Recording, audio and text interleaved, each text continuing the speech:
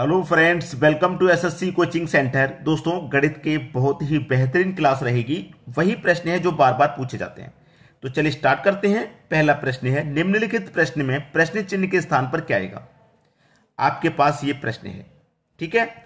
256 गुने 49 का square root निकाल ले, जो पहले तो 256 का स्क्वायर रूट निकालूंगा 16, ठीक है, गुने 7 49 का स्क्वायर रूट निकालूंगा 7, ठीक है, प्लस 19 का स्क्वायर कर दूंगा 361, ठीक है, प्लस का ये 11 है, बराबर में क्वेश्चन मार्क का स्क्वायर। प्रश्न चिन्ह के स्थान पर क्या आएगा। ये प्रश्न चिन्ह है, इसकी जगह पे मैं एक्स ले लेता हूं। मान लीजिए एक्स का स्क्वायर हमें फाइंड करना है। क्लियर। 16 का गुना 7 से कर दो, 16 7 112, ठीक है, प्लस का 361 प्लस का 11 बराबर में एक्स का स्क्वायर, ठीक है। यही है, ये सभी संख्याएं प्लस में है तो सभी को जोड़ लो। 1 और 1 2, 2 और 2 4, ठीक, 1 और 6 7, 7 और 1 8, 3 और 1 4, 484 हो गया। इधर क्या है हमारे पास, एक्स का स्क्वायर। अब देखिए, यहां से जब स्क्वायर हटेगा तो इधर आके इसके ऊपर स्क्वायर रूट लग जाएगा। तो 484 का स्क्वायर रूट कितना होता है, 22। तो यहां पे हमें x का मान पता करना था, प्रश्न चिन्ह का मान, जो कि 22 निकल के आया है। कितना, 22। बी ऑप्शन बिल्कुल सही हो गया आपका आंसर, ठीक है। अब देखेंगे अगला प्रश्न। अगला प्रश्न है, 4 घंटियां एक निश्चित समय पर एक साथ बजती हैं। इसके बाद भी 6, 8, 10 और 12 सेकंड के अंतराल पर बजती हैं। तो कितने मिनटों के बाद वे पहली बार पुनः एक साथ बजेंगी। वो कितनी बज रही हैं, 6, 8, 10 और 12 सेकंड के अंतराल पर बज रही हैं। वो एक साथ कब बजेंगी ये पूछा है। क्या करना है, एलसीएम लेना है, ठीक है। अब एलसीएम लेने के बहुत सारे ट्रिक बताए जा रहे हैं, लेकिन मैं अभी भी अगर आपसे कहूं कि जो बेसिक मेथड है एलसीएम निकालने का, उससे बढ़िया कुछ नहीं। 2 से कटाओ, पहले 3 बार में जाएगा, 4 बार में जाएगा, 5 बार में जाएगा, 6 बार में। फिर 2 से कटाओ, 3 नहीं जाएगा, ये 2 बार में गया, 5 नहीं जाएगा, ये 3 बार में जाएगा, ठीक है। फिर 2 से कटा देंगे, ये नहीं जाएगा, ये खत्म, ये नहीं जाएगा, ये भी नहीं जाएगा, ठीक है। अब कटा दो 3 से, ये भी गया, ये नहीं जाएगा, ये भी गया। अब कटा दो 5 से, ये भी गया, सब गए, ठीक है। गुना कर लो, 5 त्रिक का 15, 15 दुने का 30, 30 दुने का 60 और 60 दुने का 120। कितना निकल के आया, एलसीएम निकल के आया 120, ठीक है। एलसीएम कितना निकल गया, 120।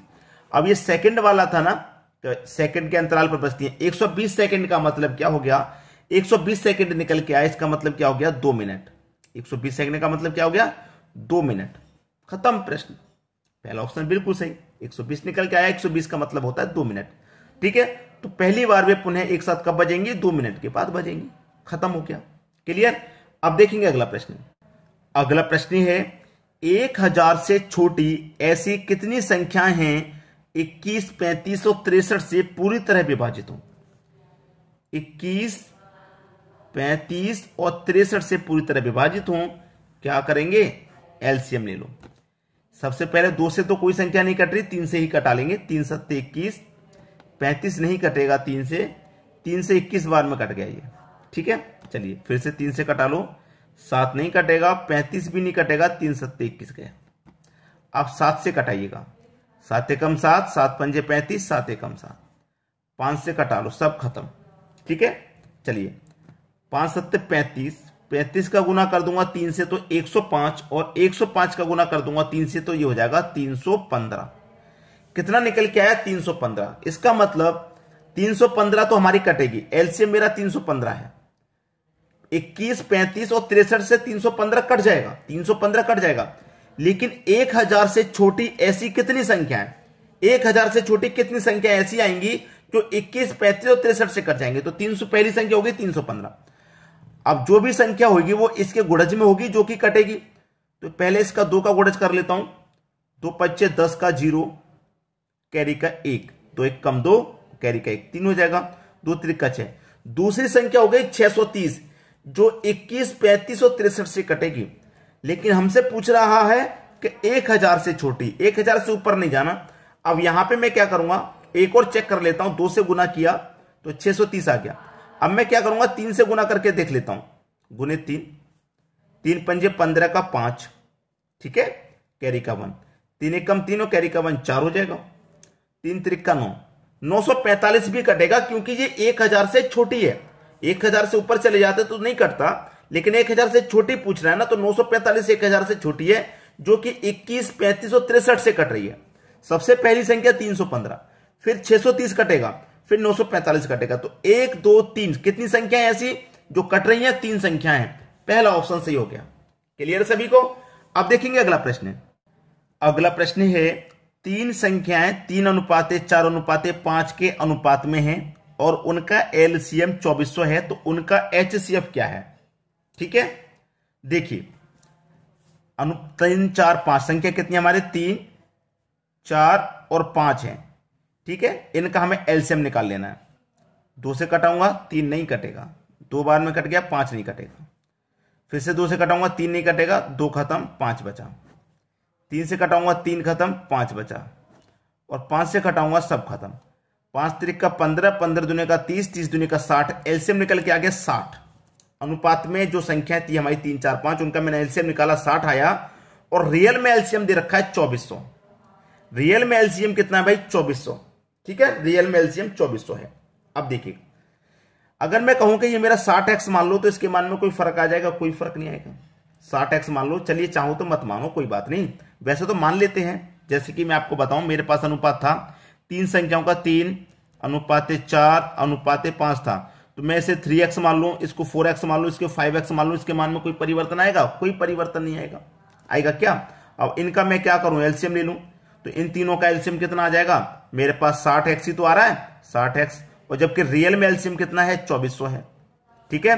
तो कटा दो, 0 से 0 कटेगा, 6 से कटा दो, 6 चौके 24 और 1 0 40, तो x का मान कितना आ गया आपका? 40 आ गया। तो आपका एचसीएफ कितना हो गया भैया? 40 हो गया, यानी कि डी ऑप्शन बिल्कुल सही। समझ में आ रहा है? अब देखेंगे हम अगला प्रश्न। अगला प्रश्न है, यदि एक आयत की लंबाई 16.2/3% बढ़ाई जाती है, तो क्षेत्रफल को स्थिर बनाए रखने के लिए चौड़ाई में कितने प्रतिशत की कमी आवश्यक है? हमारे पास जो परसेंट वैल्यू है उसको सॉल्व करें। 16.2/3% है, 3 का गुना 16 में करूं 48, 48 में 2 जोड़ू 50, 50/3 हो गया। प्रतिशत का मतलब भी बटे में 100 होता है, ऊपर 50, 100 का गुना 3 से 300 हो गया, 50 से कम 50, 50 से कट जाएगा 6 बार में। नीचे वाली वैल्यू होती है लंबाई, और लंबाई में जोड़ देंगे ऊपर वाली वैल्यू को 1 को, तो ये हो जाएगी हमारी चौड़ाई, ठीक है। अब देखिए, लंबाई गुने चौड़ाई बराबर एरिया होता है। चौड़ाई मतलब विड्थ, ठीक है, लंबाई गुने चौड़ाई बराबर एरिया होता है। लंबाई है 6, चौड़ाई है 6 में 1 जोड़ देंगे 7, एरिया कितना हो गया? 6 7 42 एरिया हो गया।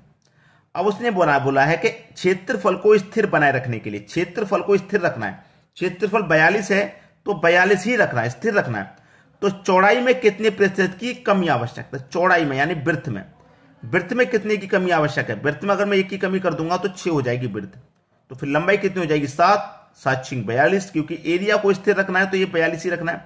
तो हमने चौड़ाई में 1 की कमी करी तो लंबाई में 1 की वृद्धि हो जाएगी। तो चौड़ाई में 1 की कमी कर दी हमने, कितने की? 1 की कमी कर दी। कितने पर की कमी? 7 पे तो की। और प्रतिशत के लिए क्या करेंगे? 100 से गुना। प्रश्न खत्म। 7 से कटाऊंगा, 7 एकम 7, 3 बचेगा 30, 7 चौके 28, 2 बचेगा नहीं जाएगा 20, ठीक है, 7 दूने का 14, यानी कि 14.2 किस में आ रहा है? 14.28, यानी कि बी ऑप्शन मेरा बिल्कुल सही जवाब है। क्लियर है सभी को? अब देखेंगे अगला प्रश्न। अगला प्रश्न है 1 के बटे में 15, 1 के बटे में 35, 1 के बटे में 63, 1 के बटे में 99, 1 के बटे में 143। देखिए 15 को आप क्या लिख सकते हैं? 3 गुने 5, ठीक है। 35 को लिख सकते हैं 5 गुने 7, 63 को लिख सकते हैं 7 गुने 9, 99 को लिख सकते हैं 9 गुने 11, और 143 को लिख सकते हैं 11 गुने 13। सभी में अंतर देखिए, 3 और 5 में 2 का अंतर, 5 और 7 में 2 का अंतर, 7 और 9 में 2 का अंतर, 9 और 11 में 2 का अंतर, 11 13 में 2 का अंतर। ट्रिक क्या रहती है इसकी कि 1 वाइड डिफरेंस जो अंतर रहेगा वो आ जाइए, 1 के बटे में फर्स्ट वाली संख्या माइनस 1 के बटे में लास्ट वाली संख्या, आंसर आ गया, आंसर आ गया। क्लियर है? चलिए 1 के बटे में डिफरेंस, डिफरेंस अभी में क्या है 2 का है, तो 1 के बटे में मैं डिफरेंस ले लूंगा 2 का जो है, ठीक है। 1 के बटे में फर्स्ट, 1 के बटे में फर्स्ट यानी कि फर्स्ट संख्या आपकी 3 है, माइनस 1 के बटे में लास्ट, लास्ट वाली संख्या आपकी 13 है, ठीक है। चलिए 1 के बटे में 2, इधर आ जाइए, 1 के बटे में 2 सॉल्व करते हैं इधर। 13 और 3 का एलसीएम कितना हो जाएगा भाई, 13 और 3 का एलसीएम 39। 13 का गुना 1 में कर दो 13, 3 का गुना 1 में कर दो 3, तो 1 के बटे में 2 गुने 13 में से जाएगा 3, तो 10 बटे में है 39, ठीक है। 2 से कटा दूंगा 10 को तो 5, तो 5 के बटे में 39 हो गया। है किसी ऑप्शन में 5 के बटे में 39, बी ऑप्शन आपका सही जवाब हो गया। आगे सभी की समझ में बात। अब देखेंगे अगला प्रश्न। अगला प्रश्न है 2 के बटे में 3, 4 के बटे में 5, 6 के बटे में 4 का HCF क्या होगा। भाइयों ये प्रश्न मैं आपको होमवर्क के लिए दूंगा, ठीक है। जितने बच्चे वीडियो देख रहे हैं सभी लोग अपना अपना आंसर कमेंट करके बताएं क्या आएगा। 4 ऑप्शन दे रखे हैं आपके पास, A B C D, कौन सा सही है। एक प्रश्न तो होमवर्क के लिए बनता है और ज्यादा मुश्किल क्वेश्चन तो है नहीं ये, तो कमेंट करके जरूर बताइएगा अपना अपना आंसर, ठीक है दोस्तों। धन्यवाद।